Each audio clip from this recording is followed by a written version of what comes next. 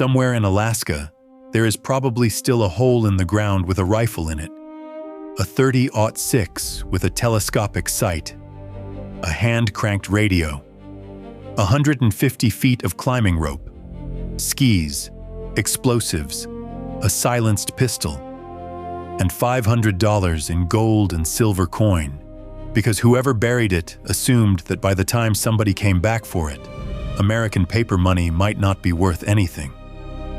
That kit was not buried for a soldier. It was buried for a tin miner, a trapper, a bush pilot, an ordinary man with a job and a wife and a cabin, who had been told that if Soviet paratroopers ever came down over Alaska, he was not to run. He was to stay, alone, behind enemy lines that would be forming around his own house. There were 89 of them. The program was called Operation Washtub, and it stayed classified for more than 50 years, until 2014, when the Air Force released thousands of pages of it, most of them still blacked out. In the next half hour, 4 things come out of those pages: who these men actually were, down to the tattoos on their arms, what was in the ground waiting for them, why the FBI, which helped invent this program, panicked and walked away from it inside of a year, and why one group of Alaskans, the people who knew that land better than anyone alive, were deliberately banned from joining. Start with why anyone thought paratroopers were coming at all. 2 things happened before this operation existed, and neither of them happened in Alaska. In 1949, the Soviet Union detonated its first atomic bomb, years ahead of what most American analysts had predicted. Then, in June 1950, Soviet-backed North Korean forces crossed into South Korea. Washington read those 2 events together and reached a conclusion that sounds paranoid now and did not sound paranoid then. Korea was a feint. The real move was coming somewhere else. And if you spread a map on a table and looked for the softest place the Soviet Union could touch American soil, you did not find it in Europe. You found it at the top of the world. Alaska in 1950 was not a state. It was a territory, enormous, almost empty, and closer to the Soviet Union than to the country that owned it. At the narrowest point of the Bering Strait, the distance between American land and Soviet land is a few dozen miles of cold water. You cannot garrison a landmass that size. There were never going to be enough troops.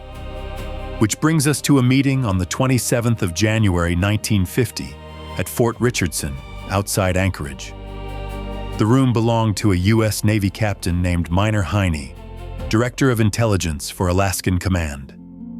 Army, Air Force, and FBI personnel were in it, including John Williams, the Bureau's special agent in charge in Anchorage. And standing behind the idea was Lieutenant General Nathan Twining, Commander-in-Chief of Alaskan Command, a man who would later become chairman of the Joint Chiefs of Staff.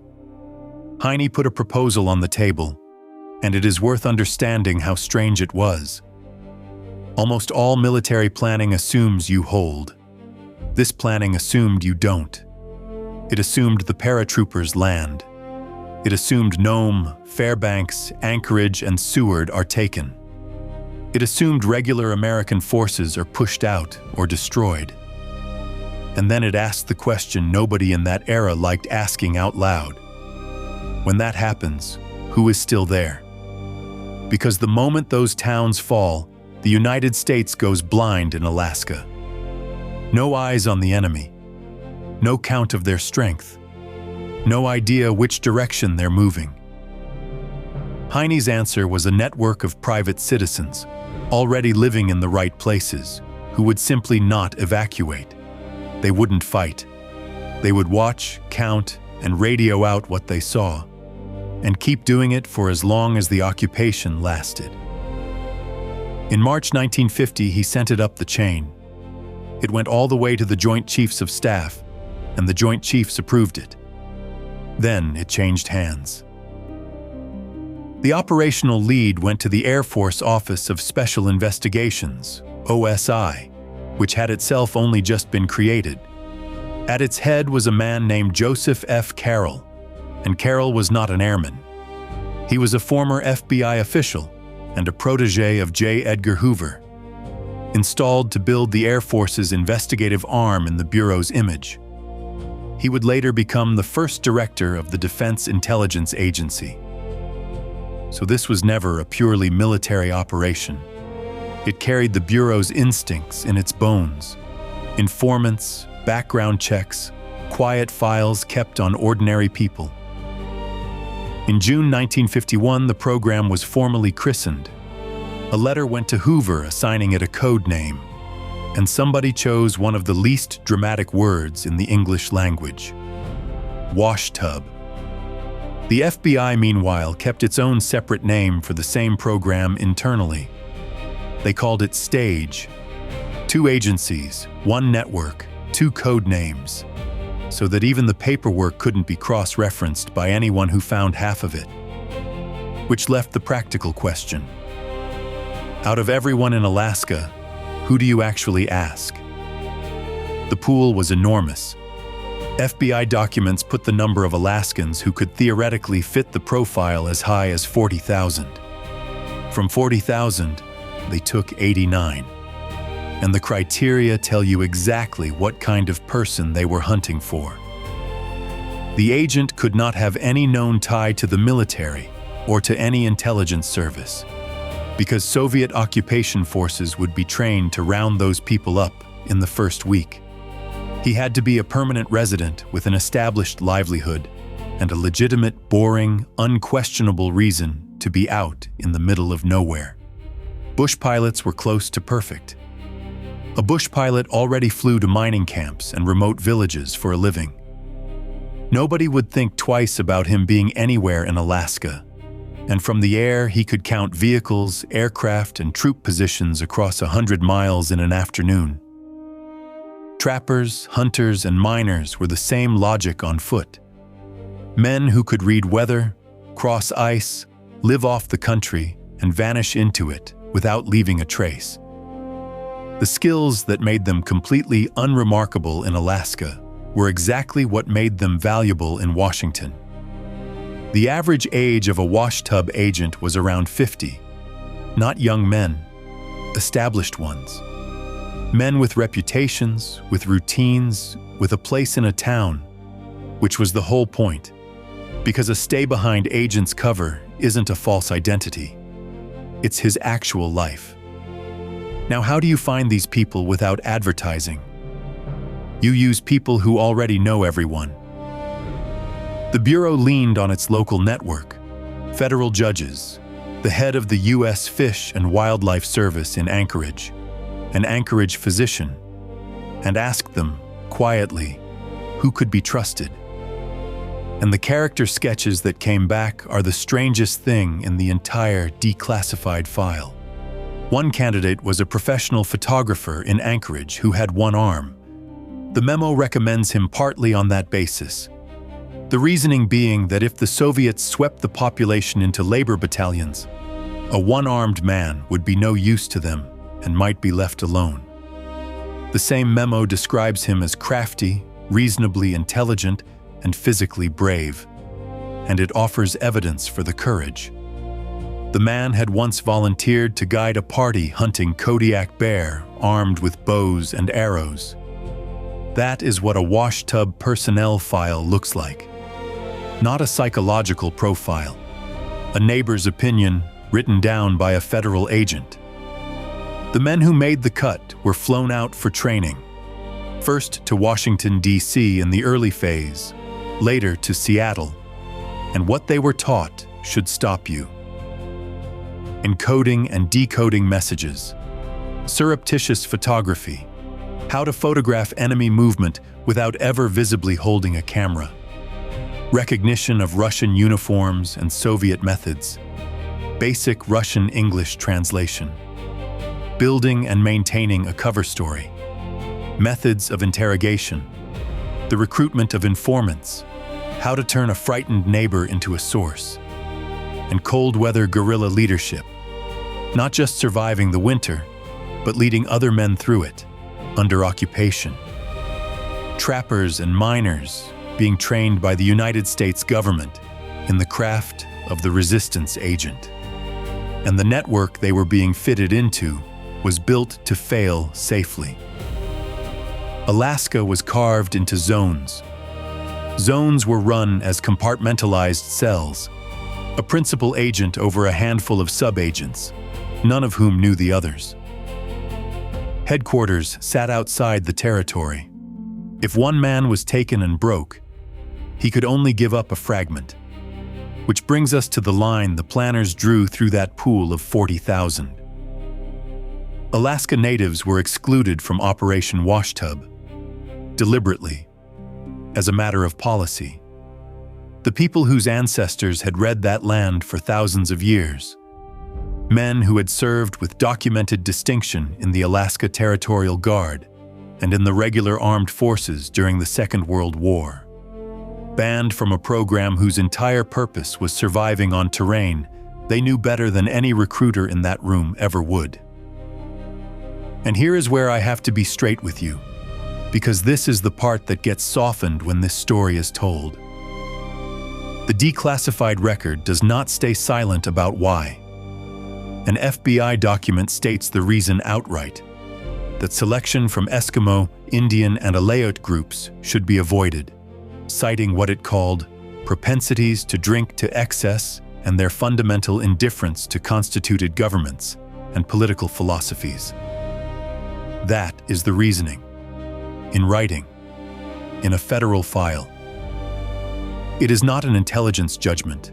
It is a stereotype, typed onto official letterhead and then used to exclude an entire population from the defense of their own homeland. Hold that, because it comes back at the end of this story in a way the men who wrote it would not have enjoyed.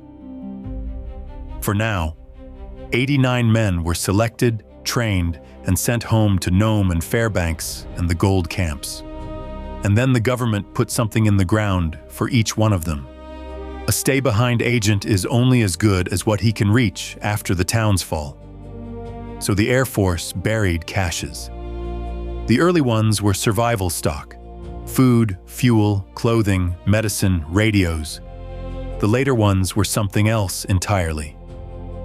Start with the rifle. A 30-06 semi-automatic, fitted with a telescopic sight. A weapon for distance and patience. One shot taken carefully, from somewhere the shooter can leave afterward. Then the second weapon, and this is the one that reframes the whole program. A small caliber pistol, silenced. Read that again because it was issued to a civilian. A scoped rifle is a hunting tool in Alaska. Nobody blinks. A silenced pistol is not. A silenced pistol is for removing a human being at close range without the sound carrying across the snow. Somebody in 1951 sat down, made a list of what a tin miner might need under Soviet occupation, and put that on it. Then the gear for the country itself. 150 feet of climbing rope, commercial skis, snowshoes, equipment for a man expected to cross ground no occupying army could follow him into. Then the piece that was the actual mission, the radio. A Gibson Girl type transmitter, a survival set that got its nickname from its shape. It had a pinched waist so a downed airman could grip it between his knees and crank it by hand, generating its own power in a place with no power. That detail matters more than it sounds. It means the planners assumed there would be nothing left. No grid, no batteries, no resupply. Just a man in the snow, turning a handle to push a signal out of an occupied territory. The rifle was for staying alive. The radio was the job, then explosives, and not for attacking anyone. The explosives were for destroying the cache itself. If an agent was about to be overrun, he was to erase the proof he had ever existed. The kit, the records, the traces, blow it, and go deeper into the country. And finally, $500, not in bills, in gold and silver coin, because currency issued by a government that no longer controls the territory is paper, and metal is metal. Coins buy food, shelter, and silence from a stranger who doesn't ask questions. Put a number on all of it. In 1951, the FBI estimated the minimum cost to prepare, stock, and install a single cache at $2,500 per agent, roughly $29,000 in today's money. That is not a plan somebody filed and forgot. That is real steel and real gold, funded, weatherproofed, and put in the ground across a territory the size of a third of the continental United States. Somebody genuinely believed the paratroopers might come. And then, buried in the planning documents, there is one sentence that cracks the whole confident surface of it.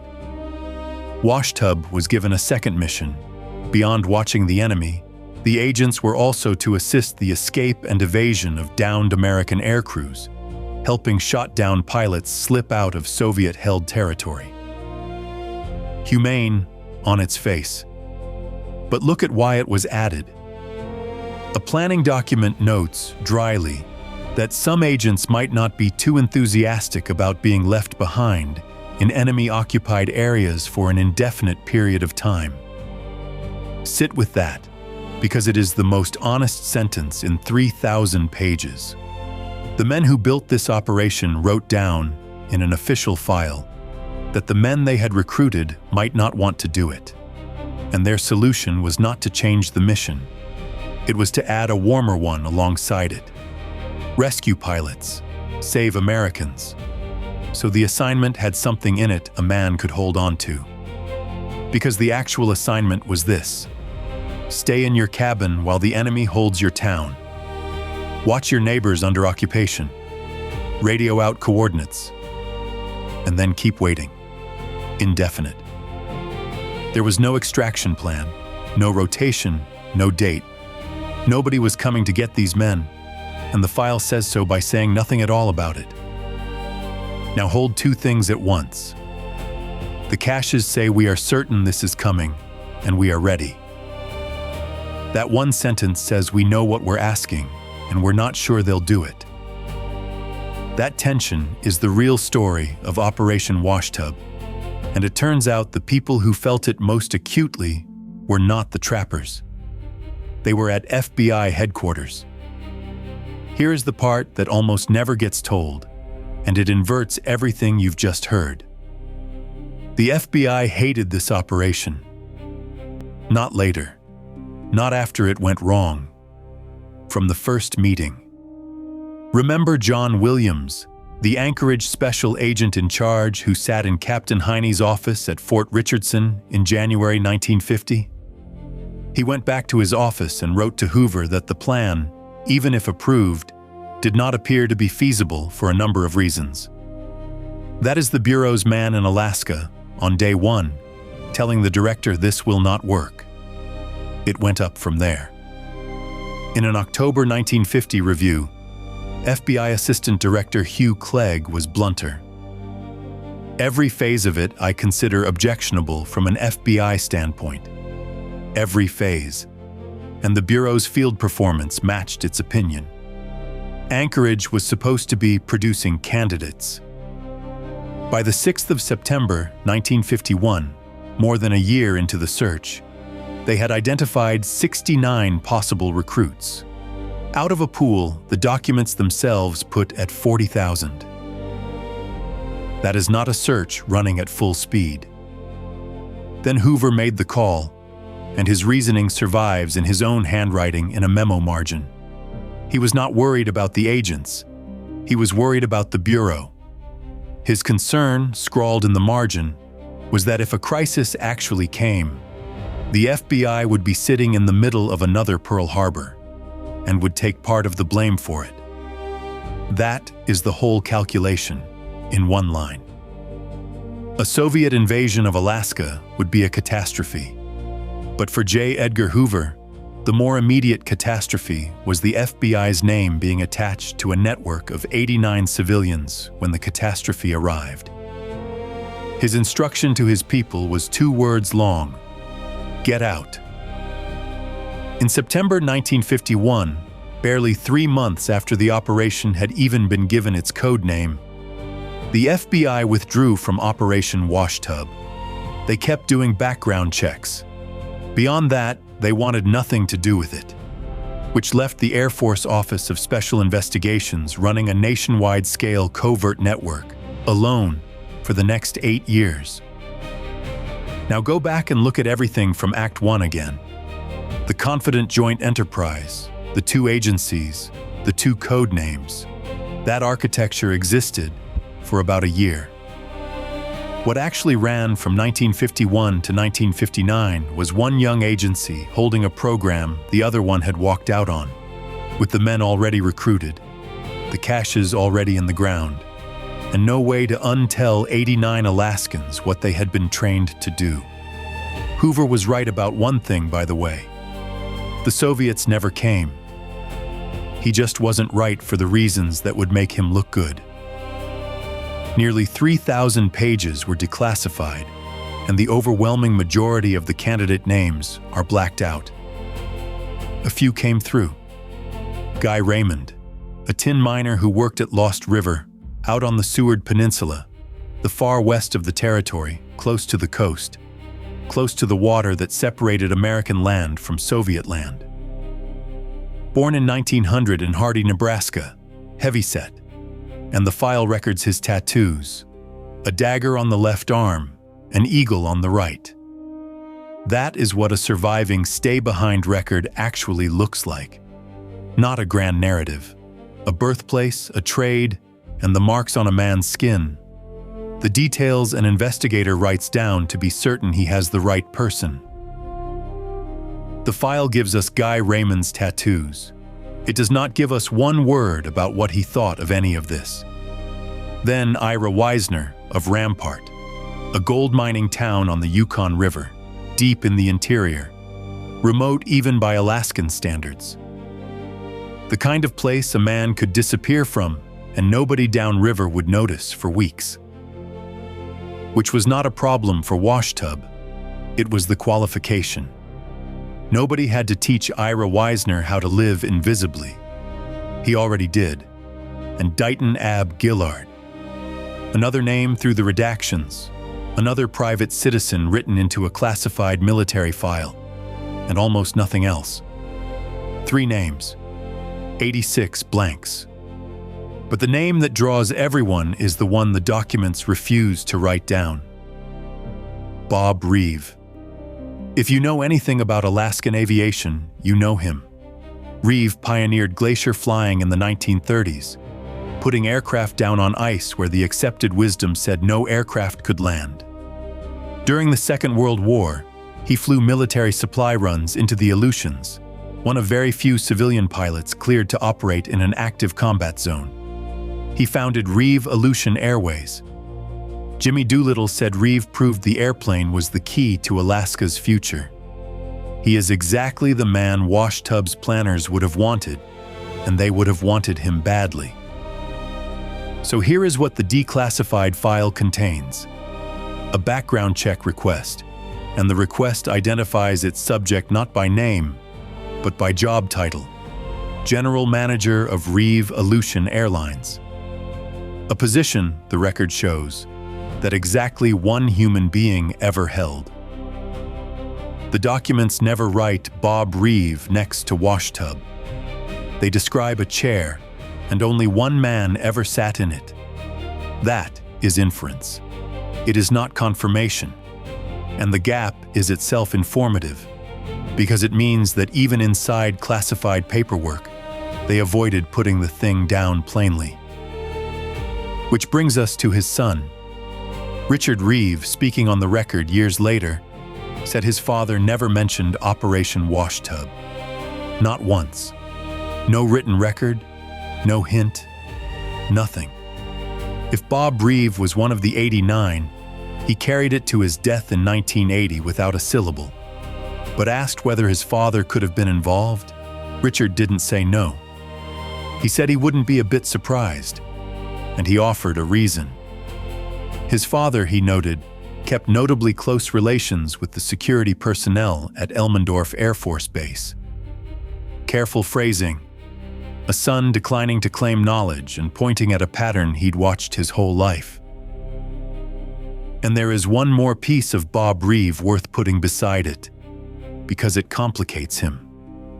His biographer once asked whether Alaskans were afraid of the Russians coming across the Bering Strait. Reeve's answer began, "Hell no," and continued into a boast about Alaskans, each with half a dozen guns, kicking the invaders' teeth out if they made it past the Alaska Range. That is a man performing fearlessness in public, which is either evidence he was never part of a secret program built on the assumption that Alaska would fall, or it is exactly what someone in that program would say. Operation Washtub ended in 1959, the year Alaska became a state. It is very tempting to make that mean something. The territory grows up, joins the Union, and the frontier logic that produced a network of civilian watchers closes with it. That's a good line. It's also not what the record says. Alaska was exactly as close to the Soviet Union on the 4th of January as it had been on the 2nd. The water didn't widen. The bombers didn't get slower. What killed Washtub was money. Each agent was drawing a retainer, around $3,000 a year, roughly $30,000 in today's terms. Multiply that by 89 and hold it for 8 years, and the caches were worse. Alaska does not cooperate with buried equipment. Ground freezes, thaws, heaves, and floods. Radios corrode. Ammunition sweats. Every cache had to be checked, dug out, dried, restocked, and reburied across thousands of miles of terrain with no roads. The official OSI historian, Deborah Kidwell, who is the source for the figure of 89 trained agents, records the program running from 1951 to 1959. And the reason it stopped was not a strategic reassessment. It was the accumulated, unglamorous cost of paying the men and maintaining the equipment in a climate actively trying to destroy it. The war they prepared for never came. The budget line did, but the caches did not disappear.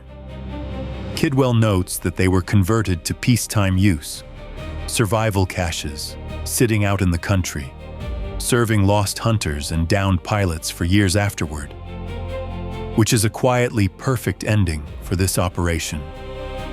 The most elaborate secret in Alaska decayed into emergency supplies for people who had no idea what they were opening.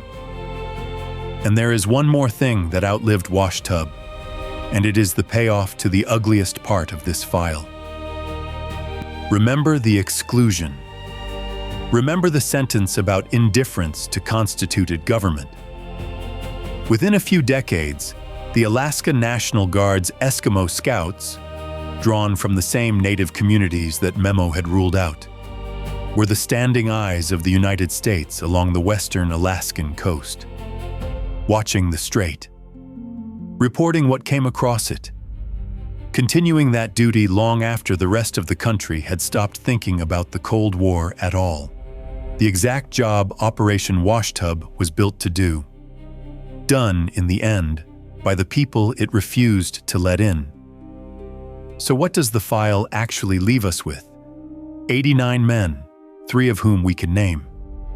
A famous pilot the documents circle and never confirm, and a son who could only say he wouldn't be surprised. An FBI director who helped build the thing and then ordered his agents out of it within the year, because he could see the headline more clearly than he could see the invasion. And a network engineered, from the first day, around silence. Compartmentalized cells, separate training, 2 code names for one program, so that no single man ever held the whole picture. That design worked. It didn't work against the Soviets, because the Soviets never came. It worked against us, against the record, against the ability of anyone afterward to reconstruct what actually happened. There are people in Alaska right now whose grandfather was one of the 89, and they will never know it. They may have noticed something, a man who kept unusual company at the base, who knew the country a little too well, who went quiet around certain questions. They will never get an answer, because the man is gone and the page is blacked out, and those two things were never going to meet. And somewhere out there, in ground that has frozen and thawed 75 times since anyone last touched it, there may still be a kit, a rifle, a hand-cranked radio, $500 in coin, waiting for a day that never came, and for a man who was told to say nothing about it. He said nothing. He is still saying nothing. And that, in the end, is exactly what they built him to do.